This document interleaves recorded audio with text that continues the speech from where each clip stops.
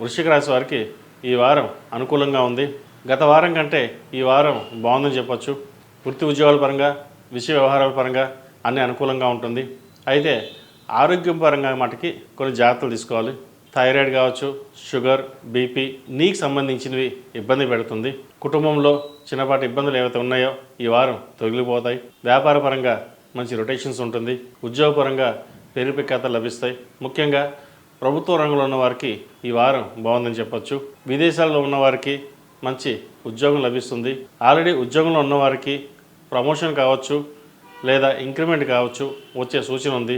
ఈ రాశివారు ప్రతిరోజు ప్రతినిత్యం శని స్తోత్రాన్ని పఠించండి. అర్ధాష్టమి శని నడుస్తుంది కాబట్టి రేపు మార్చి 29 నుంచి అయిపోతుంది కూడా. ధర్మబద్ధంగా వెళ్ళిన వాళ్ళకి ఆయన అనుగ్రహం ఎప్పుడూ ఉంటుంది.